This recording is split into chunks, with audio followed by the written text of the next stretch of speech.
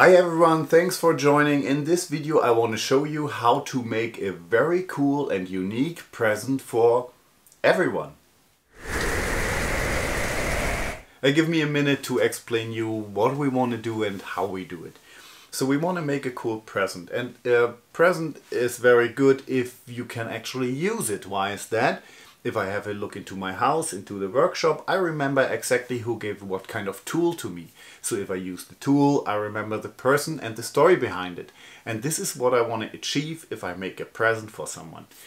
To bring that to the next level, I want to use material that has a common history with that person you make that present for.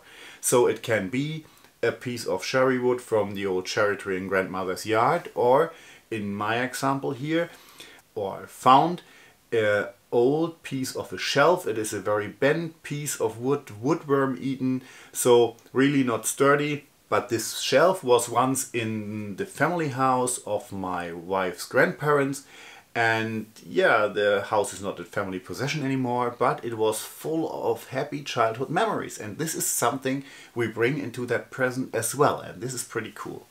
And now what we can build for everyone is a box. Why a box? We all have items to store. They are too small, too big, whatever it is. The box won't fit into the shelf. The box won't fit the style of the shelf. And here now, if we use old material, we can't build a normal box, and this is what I want to show you, how to amplify the old character of that wood, how to make, even if the material is too small or too flimsy or too rotten, how to make a sturdy box out of it to beef up the material and make a really cool present full of memories. Yeah, let's jump right in. This is what I want to use. So I want to make a straight edge at first, so one straight cut.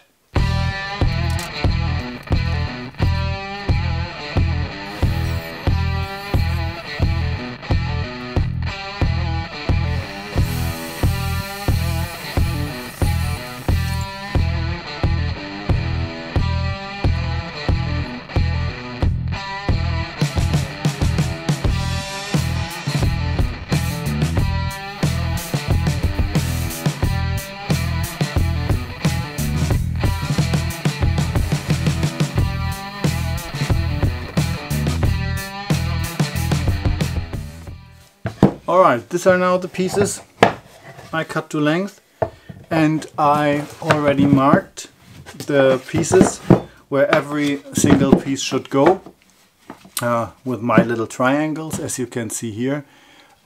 You can see, or you can watch the video. I made a video about this triangles and how to mark your work pieces so that you do not mix up where every single piece should go at the end. I sorted it in that way that I get the most out of the character of that wood. So I want to have this little bite marks from the woodworms, the cracks and all that stuff. I want to have it visible. And the woodworms is a good point here. Woodworms, I will focus on that a bit. You see there are these little bite marks and the ways the woodworms went through the wood. And with woodworms you have the problem that they can survive for years in the wood.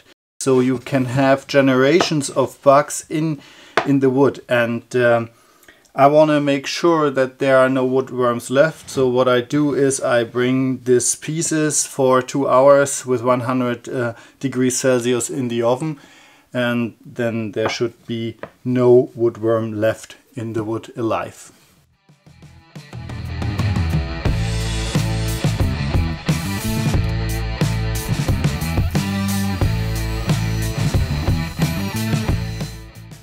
We see that the rest of the wood is not very thick, so it's something 14 millimeters, so something a bit more than half an inch, and I think that is too flimsy for a box. So what I want to do, and there we need the construction signs as well, is on the back side of each board I will glue these scrapwood pieces so that we have at the end, turn this, a nice beefy piece of wood.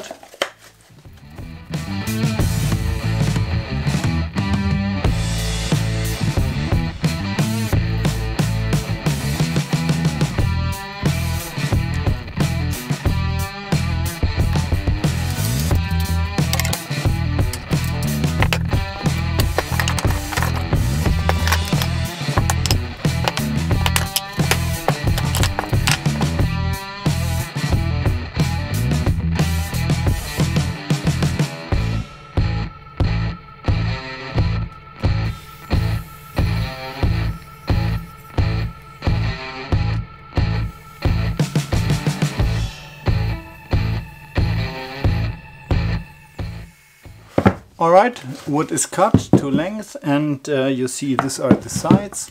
I will put it up according to my construction signs. You can see them here again. So these are the sides. This is the front and this is the rear of the box. This is how the box will look like. So now how to do the corners. What I want to have is at the end I want to have a box where you can only see the old nice wood with character from the outside. So what you can do is you cut a 45-degree angle on all the pieces and glue it together. But the box will be in a room where the temperature and air moisture will change.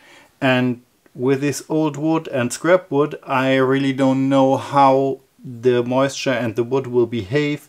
And if it starts to move a little bit and the 45-degree cut will open, then it all of a sudden looks damaged and shitty. And I want to have a different version. I want to cut out these corners from the front and back plate. So the sides will be in with all the material, but I want to cut out this. So and the whole part glues into that corner, and I will reinforce that with biscuits, so that at the end you have a very stable corner connection and still from the outside only see the old wood. I will do that quickly, and then I will also make the cuts for the bottom of the box, and you will see how easy that fits in and can still move, so there won't be much stress on the box due to moisture change. Yeah, it will still be invisible, the outside, no screws, no nothing, a nice clean box.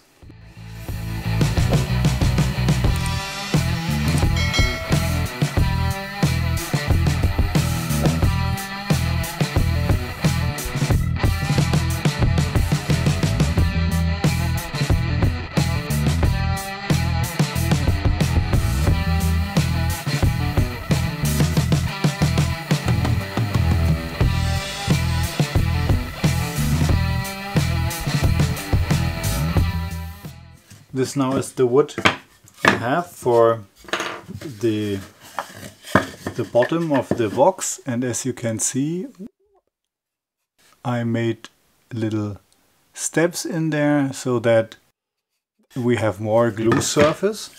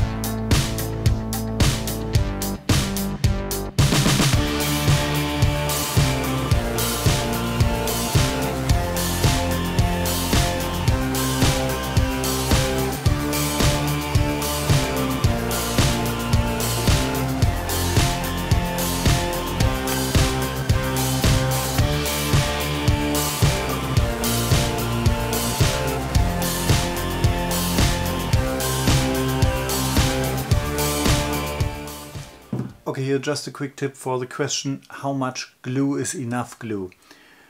During my apprenticeship, the master, the teacher, he always said the glue must smile out of the gaps, and this is what that means. So there's enough to push it out so that you can clean it up, but you know that there's enough. It's not too much, it will not drip down, but it is enough to show, hey, it is filled with glue, everything all right.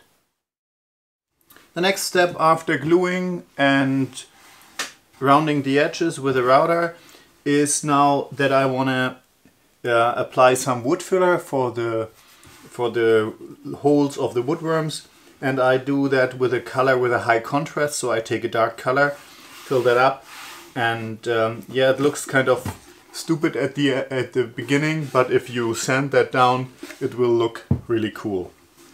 And the bigger bigger holes I will leave. I will fill that with molten metal.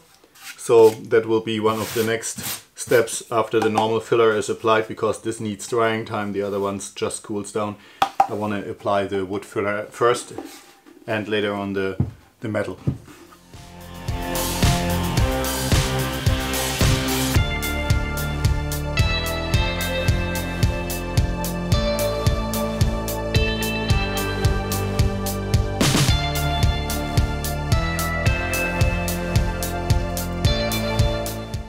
This now is how it looks like, or looks after the first round of sanding.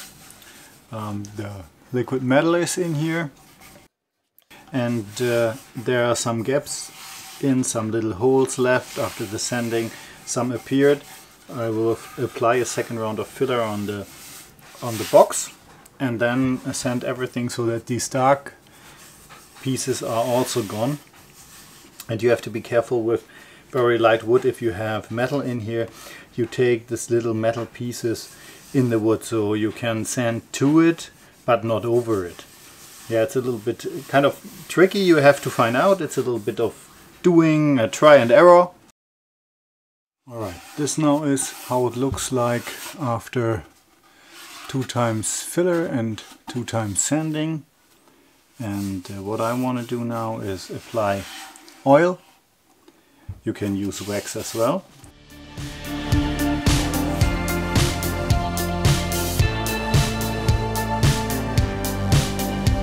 Here you can see pretty good how the oil will fire up the color of the wood.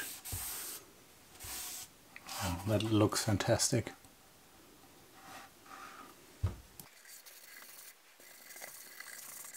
Finally, the box is ready, and I'm very happy with the look and the feel of the box, especially how the high contrast filler and the liquid metal really, they boost the character of the old wood. It is not always necessary or possible to build such a huge box or a big box if you have only a little piece of material available, but then you can go and make a smaller box for a pencil or for some rings or whatever it is. Be creative here. If you're aiming for some high contrast, it is not necessary to use the liquid metal. Resin will do the trick as well, and you can have some nice effects with that as well. If you have any detailed questions, leave me a comment below. I will return. If you browse my videos, you will find some things I use here. So yeah, do that as well if you like. And the rest, you know all that. Share, like, subscribe to the channel and hit that notification bell. I hope I see you next time around here at YouTube. Happy crafting!